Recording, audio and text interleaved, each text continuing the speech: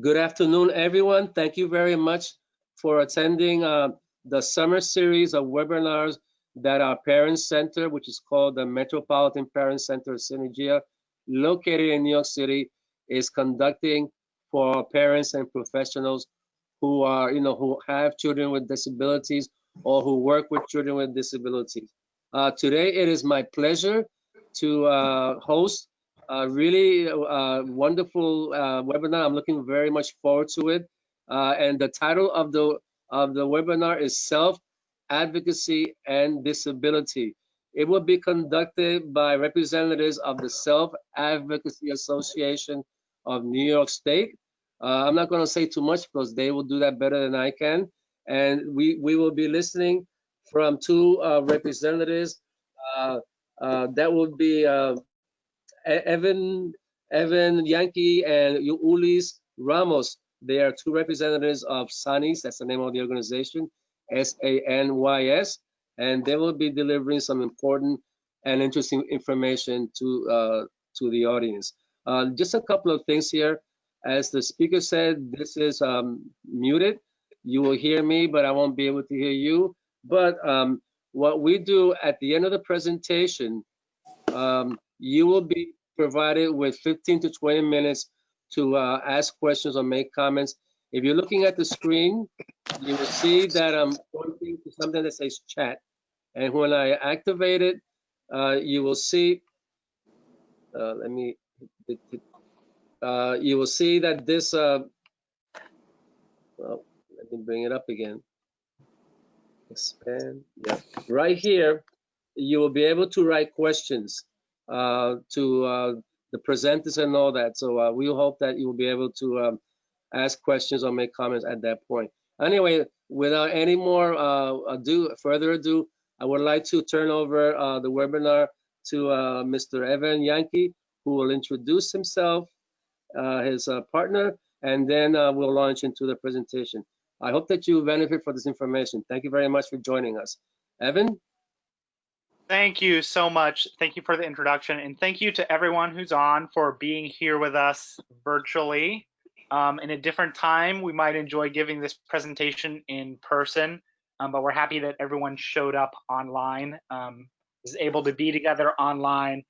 And like was said, we're going to try and in this presentation about 15 or 20 minutes before the hour, so that we have time for some questions and discussion. So if you see something in the presentation that you have a question about or that you'd just like to bring up or share with us, please type those questions in the chat and we'll get to them at the end.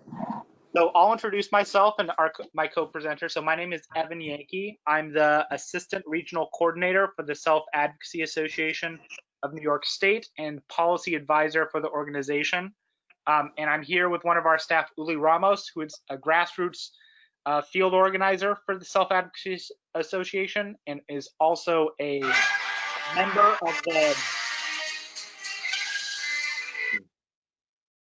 sorry about that. So Rudy Ramos is a grassroots field presenter for the Self-Advocacy Association, is also a member no worries.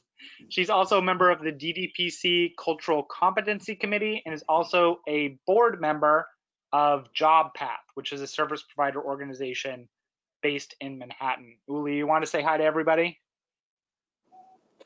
Hi, everybody. My name is Rudy Ramos. I'm a self-advocate, and I'm also, self-advocate is a person with a disability. And basically, I take care of myself most of the time, but I do have some help. And basically, that's why I want you guys to know. And I also speak about what is right for me. Thank you. And what I want. Thank you. And we're going to talk about self-advocacy today, but first we'll have the PowerPoint go to the next slide.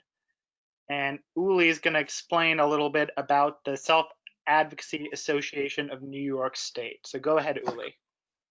Hello, everybody. Okay, let me get to the first slide. And I'm going to go as slow as possible because one of my disabilities is my speech. So I gotta let you guys know, and I'm gonna go slow a little bit. Okay, so let me get into the slide now. Self-Advocacy Association of New York State, SANYS.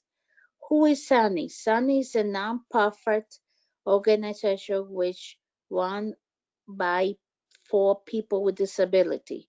We help people with mental disability speak up for themselves and others. We teach people with a mental disability how to be self-advocates. Like I Thank you. said, just to let you guys know, what is a self-advocate? It's a person that speak up for her rights and also what she needs and wants. And she sometimes lobby, but that's a different story. Okay, next. Okay, so do anybody know? Now we have 3 pictures. Do anybody know who is that guy? And if you have an answer, you can type it in the chat. But does anyone Yes. know who the man in the picture is or recognize him? Let's see. Let's see if anyone has written something. All right, so far we don't have any response. Okay, Let's wait. Well, he, let's ask about the other picture too. Does anyone recognize the building on the right-hand side? If you have any guesses, you can type it in the chat. But if not, that's okay. Okay, well, if we go to the next slide, Uli's gonna explain the answers to these. Yes. Okay, I guess basically next. Okay, Sunny. Okay. This is very simple explanation. Sammy Stein, 1986, by Bernard Cavabello, which is the guy who you just saw. And what make him special with the help, what make him special, I'm gonna make a summary about him. Sorry. He was fundamentally he was fundamentally about closing down Willowbrook. He used to be a resident for the age 2 to 18. And do you guys, I don't know if you guys know about Willowbrook, but Willowbrook Yes, was, we do. yeah, so, sorry, for some crazy reason. Willowbrook was a statewide, if nobody else knows, was a state school that put to be a rehab center at first to get people with disability in Long Island. But what happened in the 40, 30 to the 70s, I think, and to the 80s and to the 90s. But basically, but with the budget cuts, it turned out to be because New York was in a budget crisis, and it became with people with there was some people with the mental that need more help than others, and that's how it became what most of you probably know what it became, but just a little bit summarize about that. So Yeah, okay, let me. I can explain a little bit, Uli. Yes. So Willowbrook, as some people may know, which is in the picture on the right, Willowbrook was a state school for people with developmental disabilities. Willowbrook was the largest institution for people with developmental disabilities in the world and was based on Staten Island.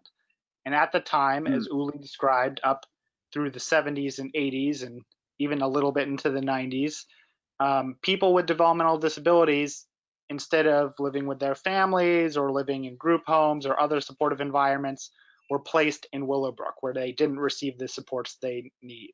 The gentleman on the left, Bernard Carabello, lived in Willowbrook from his very early years until he became an adult, and he experienced a lot of abuse there. Bernard was able to work with journalists, including Geraldo Rivera, to help publicize the abuse that was going on at Willowbrook. And they did the first national expose of Willowbrook on a television special together.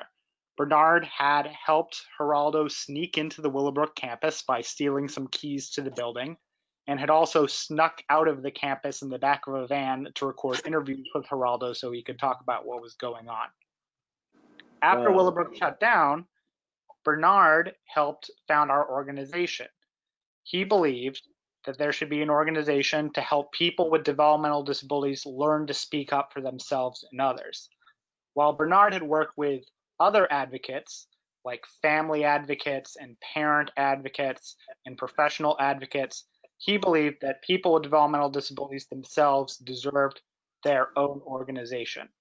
So SANYS, the organization that he formed that Uli and I work for today, is a nonprofit that is run by a board of directors who are all people with developmental disabilities. So each of our board members has a developmental disability, and they are elected by their peers from around the state. So New York City has 5 different board members who are people with developmental disabilities who are elected at our annual conference. One representing each borough, and the other parts of New York State also have board members. I'll have Uli go on to the next slide to explain a bit of the structure of the Self-Advocacy Association. Okay. Basically, our organization run by steps. So I'm going by step here. So it's visual. First, there's one self-advocate. Then the self-advocate will join in the groups, which is self-advocacy groups, which is basically, if you don't know about what self-advocacy group is, I don't know if you guys know about it. So let me give you a little summary about it. Self-advocacy group is people with a mental disability get together as a group, and basically it's about your rights, or about right elected to lobby about budget cuts and all that. That is basically why every self-advocacy group is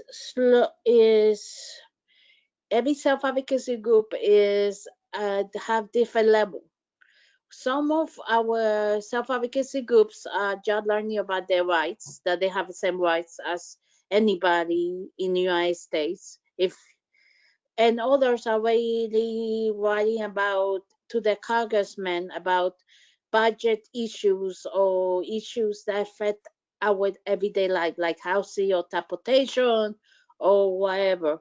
Okay, after self-advocacy groups, then they're going to be, after you join self-advocacy group, you get connected, you might be going to SANYS regions, which is like events in your local in your local community. It could be a meeting, it could be an event about a rally, or or it could be a presentations. But basically that way is then if you're so lucky, your group your group will nominate you to be in the statewide board. And some of our, also we have conferences that we always do, but also the statewide board is by nomination from your group, self-advocacy group, and basically talk about how they want to go with the direction. We do have somebody helping us up, but everything what we do in our organization is based on as people with a mental disability, what direction they want to do. So basically, that is the step of self-advocacy, how you become a self-advocacy. Thank Okay. you. That was perfect. I'll take the next slide if we No want to problem. go to the next slide. So what does SANYS do? And Uli talked about a little bit about some of these, but the main thing that we do is, as an organization, we help start and support self-advocacy groups. Like Uli described, a self-advocacy group is just a group that is controlled by people with developmental disabilities themselves. In a self-advocacy group, there's other people who help out. Sometimes staff people or DSPs will help out, sometimes teachers, and a lot of the time family members or parents might be helping out. But the people who make the decisions in the group are people with developmental disabilities themselves. Now, all people with developmental disabilities are different. People communicate in different ways. People accomplish things in different ways. So sometimes there's people who are very independent in the group, and sometimes there's people who need a lot of support or don't communicate that well. But in a self-advocacy group, we try to work together to support each other. When we help start a self-advocacy group, we try and make sure it's people with diverse abilities. We don't want it to just all be people who are very independent, and we don't want it to be all just people who need a lot of support. It's good to have a mix so people can help each other out. But we do want to make sure that everyone feels like they can be included in some way, even if that's just attending meetings, if you're not someone who communicates very well. So we help start these groups and support them. And we also provide presentations by self-advocates to community groups, schools, agencies, faith-based organizations, and other self-advocates. Because part of being a self-advocate is about leadership development. So we identify folks from our groups who are interested in speaking up, and we try to give them opportunities to build their speaking skills and speak to others. Though again, sometimes people don't speak, so they communicate in different ways. But even people who don't communicate verbally can be included in presentations or have others who they're close to in their life, family members, staff, share about them and who they are. The third thing we do is we assist self-advocates to network by arranging regional events and statewide meetings. And this is actually one of the big things that we're doing now. During the pandemic and this public health emergency, because lots of people with developmental disabilities aren't seeing people in person, the people that they normally see during school or day programs, we've been working to make sure people have online spaces through Zoom meetings or other online forums so that they can see other people with developmental disabilities and talk to them. In every region of the state, we will have monthly meetings for the region to talk with each other and talk to the board members that they've elected. We have meetings where people share information about COVID-19 information. We have meetings where people have social opportunities. The only thing that these meetings all have in common is that they are controlled by people with developmental disabilities themselves. Other people help with the support and logistics, but it's a chance for people to have their own meeting. And then the last thing that we do is we advocate for system change. One of the things that Bernard believed is that the best advocates are the people who have the experience of having a disability themselves and the people who are closest to them. So we give people the opportunity to advocate for that change that they feel is most important to them. During the public health crisis, there's been a lot of advocacy opportunities on issues that people with developmental disabilities care about. We've tried to give people with developmental disabilities to advocate around how their service providers are run, how their schools are run, what the state is doing about PPE and personal protective equipment, and how states and agencies inform self-advocates about what is going on. It's been a really important time for advocacy, and we try and give people those opportunities through having meetings with OPWDD, having meetings with legislators, having meetings with state agencies, encouraging calling, emailing, writing, and using Twitter, and including people in forums where they can collect other advocacy issues from other people with disabilities. And with that, I'm going to turn us over to the next slide, which is all about Uli. Okay. Okay, my story. I should know this by heart now because I lived through it. Okay, like I said before, my name is Rudy Ramos. I have a disability. One of my disability partial, but I'm also I'm kind of bilingual, which means I know English and Spanish. But in Spanish, my word might turn up upside down sometimes, but I make myself understand. Okay, my story started off in Los Angeles, California. And I was born in Los Angeles, California, and my only parent was my mom. My father was not assisted; it's his choice. And basically, I grew up with my mom. I grew up the first 9 years of my life. I grew up in Colombia, South America, with my with my mother's family, my aunts, my cousins, and we are pretty close to this day. Like most of Latin families, they're very protective of me over the years. So besides my mom, so I grew up in New York City. I was here since 9 years old. I had special ed all my life, believe it or not. Special education from elementary school to high school. I started a little bit of college, but I found out because I didn't know the services what I could do in college, basically. So basically, I spent 4 years of my life going back and forward, but which is not very good. But that is a good experience for me because now I learn. But anyway, mm, unfortunately, when I was about 32 years old, my mom, when I was 32 years old, my mom died of cancer. My mom was diagnosed with cancer for the second time. So when I was 32, I lost my mom to cancer. And it's hard to talk about really, but it was one of those things that looking back, it's hard. It was hard, it still do. But, but in a way, it made me grow up a little bit sooner than I thought, because at that point on, before then, I was very protected by my mom. And kind of when my mom was protecting me, kind of like a good parent, my mom was. But when she got cancer second time, everything just turned upside down in 2 seconds.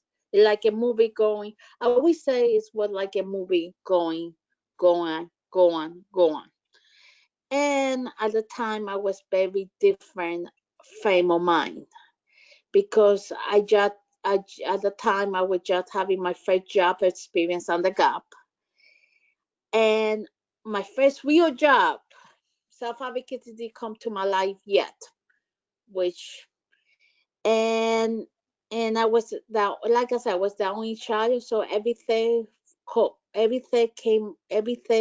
to me, everything just going one. So, and yes, my mother's family, her niece and nephew came in and out, but really they were in Colombia, so they were really everyday stuff. I had to take care of it. And being 32, very naive that I am, it was kind of hard. I'm lucky that I did burn out the house down because I started to cook. But thank God I did. At least I had some kind of cooking experience, non-experience. Nobody told me anything. So basically, I just went by observation because I always having good observation. So anyway, that was a little bit of background. Okay, when Mama died in Colombia because her family came to pick us up, and she died in her country with her family, with her sisters. Um, her everybody at the time, everyone thought that I need nine, nine, nine mothers, and that was hard. 9 mothers, because my cousin became my mothers. My peers became my mother. My aunt became my friends. Screw up, I know. But anyway, Wow. that's a screw up all the way. My aunt tried to be my friend, and my aunt and my cousin tried to be my parents. I never knew I have 9 parents at the time. I always thought I only have one parent, but hey, that is kind of that kind of happened. Anyway, so at that point, when I moved to, when I finally finally, like I said, my mom unfortunately died. Well, about 20 years, something like that now, because I'm now 50, I'm 32, so you could do the math. Anyway, when I was there, when I was hard for me because I have a family friend who became my adopted mom, who helped me because one thing I want to do is return to New York again to restart my life. And my family, my aunts were not that crazy about it. Most of my aunts and most of my cousins want me to stay in Colombia and stay with them and make the easy life. For them, the easy life is me wait for my aunt to take me out, which is fine, but that is not the way I wanted the life. I was 32 years old, like everybody else, trying to get myself, try to get myself, try, try for the first time in my life, I have to kind of have to live a rhythm, and I want to do more in my life. Just sit down, watch TV, and have bonbons. Like it's a little joke. We always say have bonbons and watch TV. But so basically, thank God I had this family friend when I was in New York, who was who who who was in the field. She was a care coordinator, care make a care coordinator, which now is now it's a make a coordinator. So now she retired by the time, and she told me if I need anything from her and if I need to return to New York to restart my life, let her know, and that she will do it. So she helped me a lot, and she still is helping me a lot till this day. I'm very close to her. And she was very fundamental to me. Actually, she was very fundamental to me getting to self-advocacy. And that because for years that I got here, at first it was hard for me because I was living in a residence. I don't know if you guys know what the residence is. And a residence apartment and apartment. So I came here. I was living because I was homeless at first. Until I get my papers done, until I got into the system again. So it was living. It was like 1 week. One day I'm sleeping at four of my friends. The next day I'm sleeping all the four of my friends. Until I got together and I finally found a place. That's to Victoria, which is her name, which she helped me. And she helped me get my first apartment. She gave my first apartment with the state, with the agency, with the agency. Anyway, so I stayed there and with a roommate. Well, like I say, our only experience I have with family with living with somebody was my mom, and that's not really basically that what happened. And me and my roommate did get along. We lived 5 years like that. She did abuse me physically, but she did abuse me mentally by telling me. And one time the management had to come forward because she would threaten me to kill me. Her friend to send me to kill me. En el webinar. Comenzó a las 3. Anyway, Okay. Okay. anyway, that was a very hard thing. I was mentally abused for many years. And at that time, Victoria Funny and my care coordinator, because she changed, Victoria was no longer my care coordinator. She was just my good friends and family friend, and like I said, my adopted mom. And she's the one who got me into who got me into she finally decided that it was time for me to get my own apartment, which now I'm living. And she said, Uli, you don't. This again, we look at because every week was something going on between me and this girl. So every week it had to be up and down. But like I say, sometimes it works out, sometimes it doesn't work out having a roommate. Some people could live years in this system with roommate, with apartments or CIS or with a roommate that they're fine. Other times they're not, like me, my case. So basically that how another time I joined something that changed my life forever. Self-advocacy. And that changed my life forever because self-advocacy was the best thing I ever came to my life. Because after 50, for how many years am I been there? I can't even remember anymore. But anyway, ever since then, ever since I joined self-advocacy, I learned a lot about myself. I learned that it's okay to be a person with a mental disability. There's nothing wrong with me. That maybe I had to work a little harder to get what I wanted, but I still be able to get what I need. And yes, they go and I might need help once in a while, or I might need help a lot sometimes with legal stuff.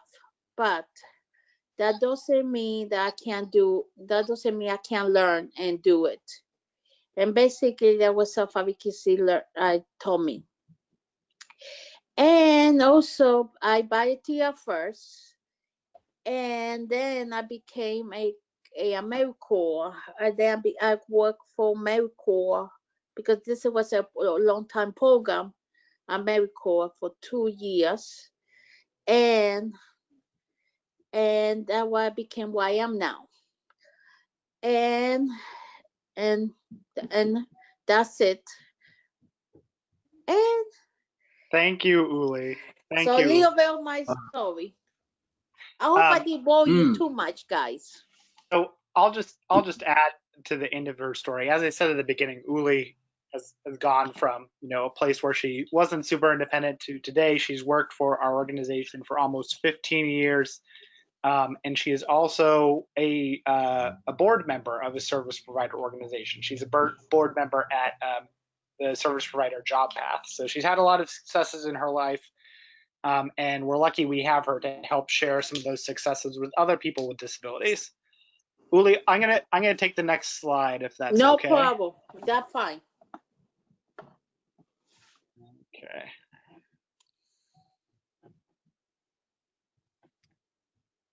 So what is self-advocacy? What do we mean when we say self-advocacy? So self-advocacy is different things for different people. So for some people, self-advocacy is speaking up for yourself.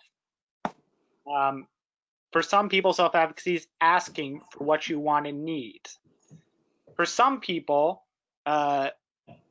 self-advocacy means knowing folks around you who can speak up for you, because we all know there's some people with developmental disabilities who don't do good speaking themselves, but maybe they know someone who knows them really well and knows the things that they want and need. And so being able to be present and identify those folks who are good advocates for you is also part of self-advocacy.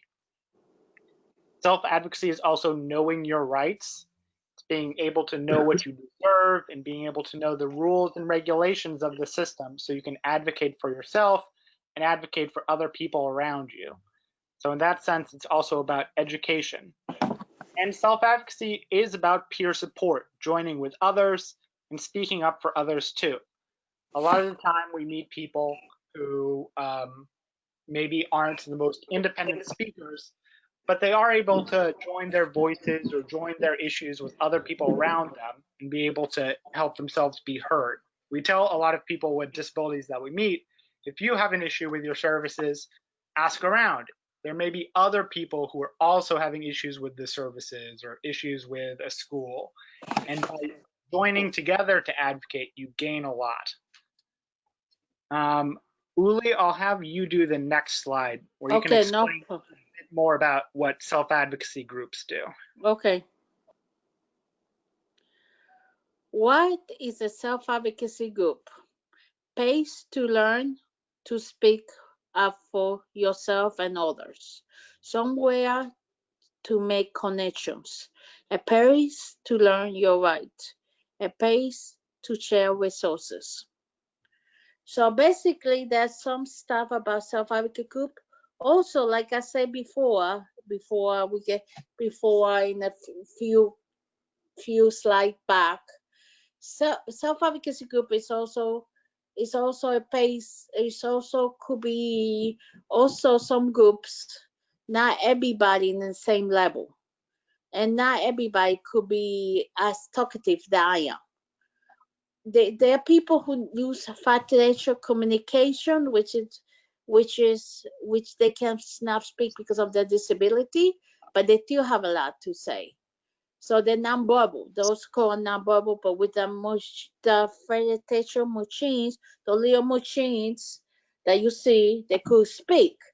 Might take a little longer, but everybody participate in self-advocacy groups. Everybody should participate in self-advocacy group if you're in it, and they have time and all that. And also, I'll go just ahead. add to that. So we currently in New York City, in the 5 boroughs in Westchester, we have about 58 self-advocacy groups. So some of those groups are based in sites where people receive services. For example, day programs, or a group might be based in a group home, or a group might be based in a school. Some of those groups are based in community settings. So there are some groups who may meet inside a library, and different people with disabilities will all travel to the library together and rent a meeting room and have a group meeting. Anyone can help start up a self-advocacy group, and anyone can be part of a self-advocacy group. Sometimes it makes sense for a group to be in a place where there's a lot of people with disabilities together, and sometimes it makes sense for it to be more community-based and more integrated. And let's go to the next slide if we can. So I'll do this slide, which is, No problem. and then Uli, I'll have you get the next one. But No problem. Go how ahead, can Evan. how can you support a self-advocacy group? So there's a lot of ways that you can support, sorry, I should have said, how can you support self-advocacy? Because supporting self-advocacy doesn't necessarily mean that you support a group, because a group doesn't make sense for everybody, but it makes sense for some people. But one way you can support self-advocacy is by starting a self-advocacy group. So for some people, it makes sense that you're in a space or you work with others where you know other people with disabilities, and it makes sense to start a group. If you're a person who does not have a disability, but you want to help with a group, we call those people group advisors.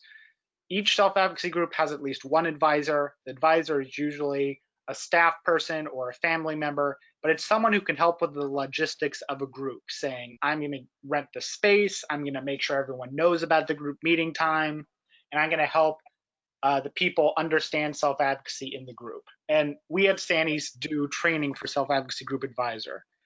Another way that you can support self-advocacy is just doing education and training about self-advocacy that happens. One of the most important things that we do to educate and train people with disabilities is we help show them other self-advocates, other people with disabilities like Uli, who can talk about their experiences of learning to speak up for themselves. You can also become a group advisor, and you can also just learn to connect with others. You know, I mentioned this earlier, but especially during the public health crisis, we've been working really hard to help people with disabilities find spaces where they can talk to each other, where it's not just a person with a disability talking to a staff person or talking to a family member, but being able to talk to their peers. And so even if someone isn't part of a formal self-advocacy group, they can still really benefit from talking to other people who are interested in speaking up for themselves and advocating for their rights. And Uli, I'll have you do the next slide. Okay. How we can help? Help start a self-advocacy group, provide peer-to-peer training, share the information and resources, offer opportunity for self-advocates to meet. Yep, And those are all things that we as an organization at the Self-Advocacy Association help you with. We have lots of training materials and offer one-on-one support for people who are interested in starting groups. And we do provide peer-to-peer trainings on a number of different issues where people with disabilities help teach other people with disabilities about skill building and information. We also share information and resources for people who are interested. We have our contact information at the end of this, and we have a listserv where we share a lot of information that is useful to people with disabilities about what's going on around the state.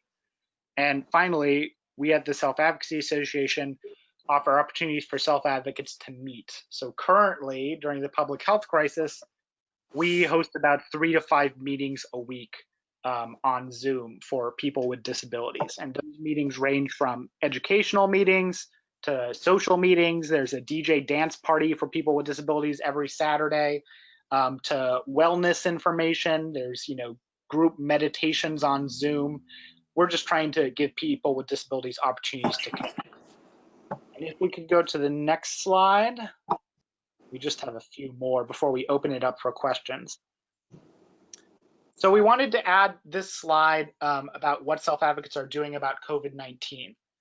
And the main thing is, as I've described, is having regular online and phone meetings on advocacy, education, and social activities. And for people who are interested or know someone with a disability who may be interested in attending those, please get our contact information at the end of this and ask us to sign you up for our listserv, where every week we send out information about the online meetings.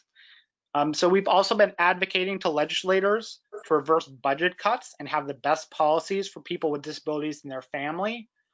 Currently, the state is trying to cut budgets for a lot of services. Those range from educational services to adult OPWDD services.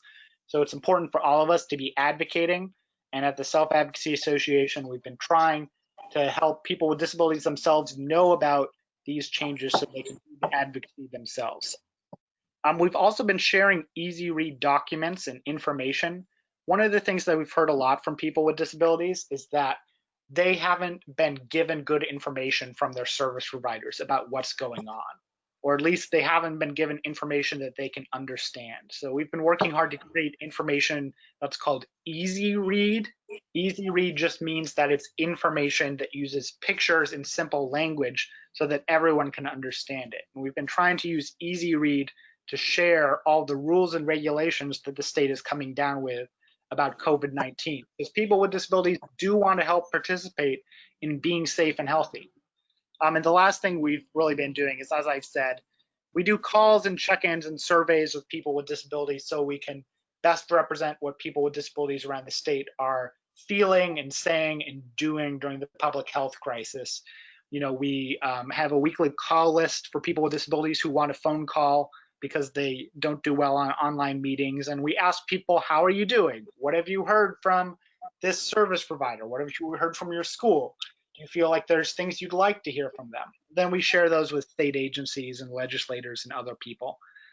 If we go to the next slide, I included an example of some of the easy read information. So this is just an example of some of the information we've been trying to put out ourselves, but we're also encouraging others to use easy read format.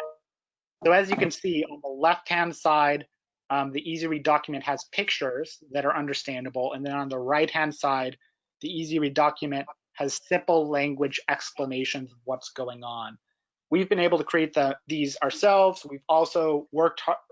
OPWDD has released a few easy read documents at our encouragement, and pretty much every agency, state agency that we work with, we're trying to spread the word about putting information in easy read so that everyone can understand it. Let's go to the next slide, which is one of our last slides. Uli, you want to explain Yes. what nothing about us without us means? Yes. Basically, the philosophy of self-advocacy over the years, because as a person with disability, sometimes they call us from our own meetings, like LIPANs or ISPs. It should not, because we are the focus, so they should give us the which mean our own meeting, especially even if you don't understand, even if you're a person with a disability a little bit more complex than I am, still it's a good idea to have them in there because it will affect us, our everyday. So basically, the philosophy of self-advocacy is nothing about us without us. So basically, that's what it is. Evan? Okay, and we'll just go to the last slide, which has our, I think it has, the last slide has our contact information before we open it up for questions. But if you're interested in more information, then you can go to the SANYS website, which has all of our contact information. Here in the city, we're in the New York City Westchester region, which you'll be able to find on the website, www.sanys.org, or you can email our main staff directly. So my email's on there, eyankey@sanys.org, and also our coordinator's email, Sandy Mislow, her email is on there. And I know that our webinar today is in English, but we also have a Spanish language line, which Uli helps out with herself. And the information for that is in some of the handouts that are in part of this webinar. One of the handouts is a Spanish language brochure, and in that you'll find a Spanish language line. So if you know people who a Spanish language line is beneficial, you can give them the phone number that's in that brochure, though that number is also on our website. And that's pretty much it. So we finished with about 14 minutes left. So we'd love to open it up. If anyone has any questions or comments, please put them in the chat and we'd love to answer. But thank you everyone so much for having us here today. And we're happy to talk more, but we're just happy to be here. So thank you for the opportunity. Right. Yes, I'd like to thank you, Ivan and Ulis, for providing us with some really interesting information. Much of it I had no previous knowledge of, so I really appreciate that. I really like the way your organization is structured. It allows involvement at different levels depending on the needs or capacities of the individuals. So that's really a great way to attract all kinds of individuals to participate in the various programs that your organization offers. So once again, if anyone has any questions or comments, please feel free to write them where on the bottom here, and then I'll read them so everyone can hear what you have asked or wants to make a comment on.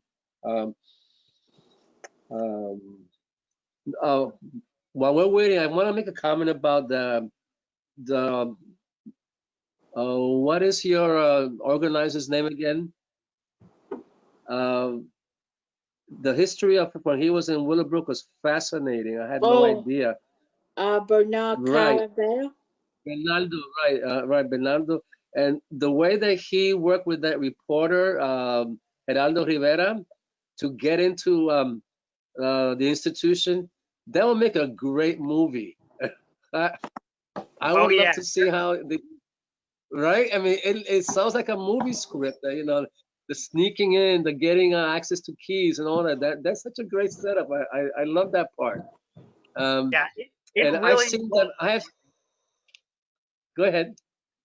Yeah, I was just gonna say, but it's a really amazing story. But we think about that today. Your organization is a parent center, which is a lot like the parent organizers that Bernard worked with, where they were in a situation where they knew all these abuses were happening. The parents knew, and Bernard knew, but they had no way to get it out, and the state was trying to cover it up. So they really had to work together, and they were lucky to be able to work with Geraldo to publicize it, because once everyone knew, and I think that's the experience of lots of family members and self-advocates is, you want to be able to share your experience.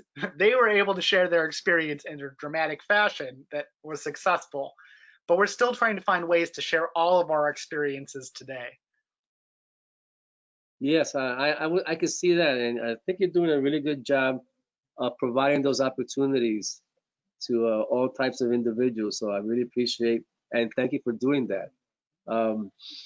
So as Evan said at the very end, they also have the capacity to address and support individuals who are Spanish speaking. And we will be planning this very same topic to be conducted in Spanish sometime next month. So please visit our website and you'll be able to get information about when that webinar will be scheduled in Spanish. And so we look forward to that event too.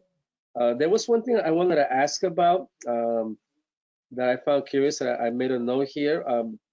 I wanted to find out what exactly, how do you get someone who has a developmental disability, who has no knowledge about these resources, how do you make or help him or her take that first step to become a self-advocate? What does that look like? So well, I'll say a little bit, and then Uli can say a bit more. You know, some Right. people, we don't force people. There's some people, lots of people with disabilities are really eager to be involved in advocacy because they have things they want to change and maybe they haven't been given a lot of opportunities. But there's some people who just aren't interested, and we try not to force them. You know, if someone's in a school setting or in a programmatic setting, a lot of the time they're learning stuff and it's something they have to learn. And self-advocacy is not like that. We really only work with people who are interested in doing it themselves.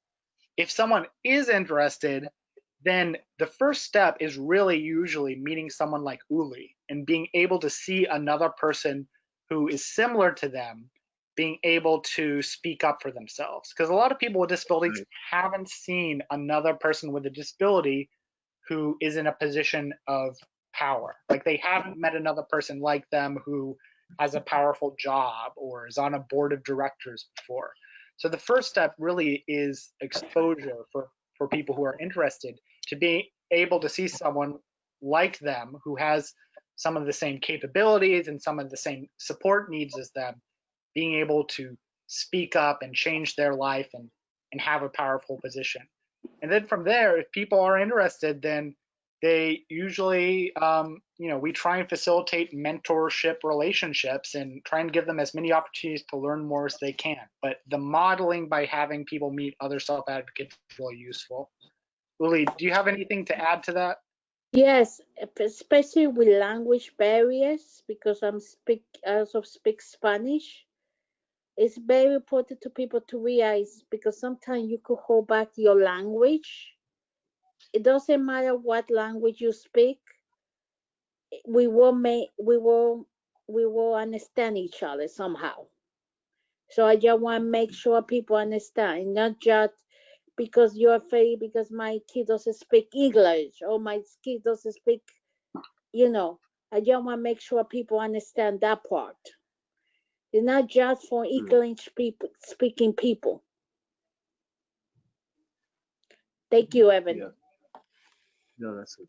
Yeah, thank you very much, Evan. And I think that was a really good point you make about getting someone involved with this organization, this process, by letting them meet someone who is already part of the organization. Yeah, I will feel motivated to, you know, to learn more by meeting someone, you know, with a developmental disability who's in it and is telling me how much I could benefit from the services, supports, being with other people and growing a community of self-advocates. That's a really good, it's a good model.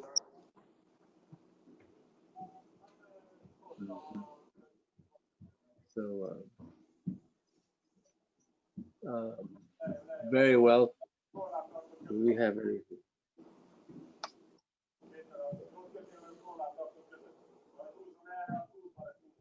All right, we still have a few minutes left. We can either Ulysse or Evan, if you want to make some final comments, this would be a good time for you to do that. How did you? Okay. Yeah, I'll just finish up by saying, you know, once again, thank you everyone for being here, and please feel free to reach out if you're interested. You know, we're happy to work with a lot of different organizations and a lot of different situations.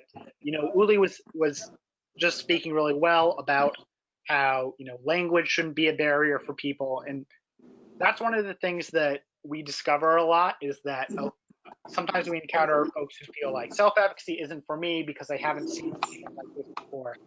And, you know, we want to make sure that self-advocacy is for everyone. So our organization is really happy to go out of the way to support people in whatever situation they're in, whether those barriers are a language barrier, or whether that barrier is, you know, an ability barrier, or if it's someone in a very difficult situation.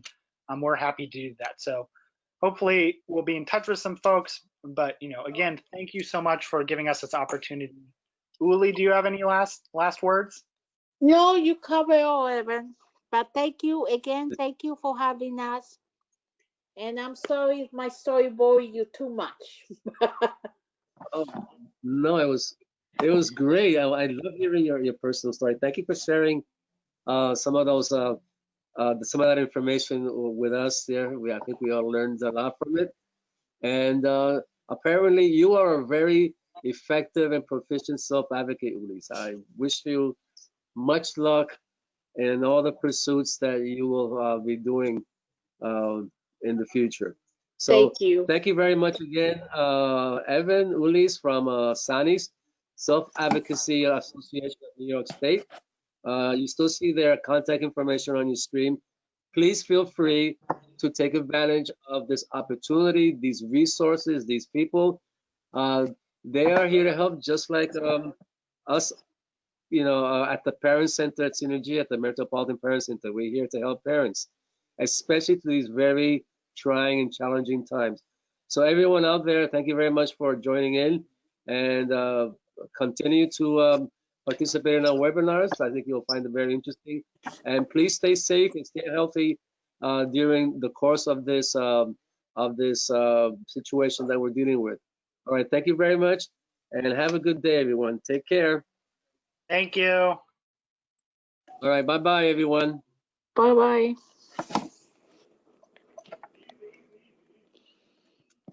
Okay. Okay, let me just. I guess I could leave. Yes, now you can. Okay. Okay, don't forget, the way we finished our conversation yesterday, Ulis, go to that little bar, that little X on the very top where it says stop or quit. I don't know whether you can find it. And that's how you can leave the presentation.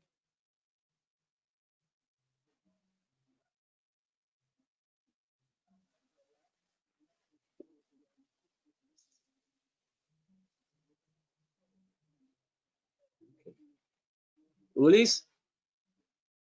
Okay.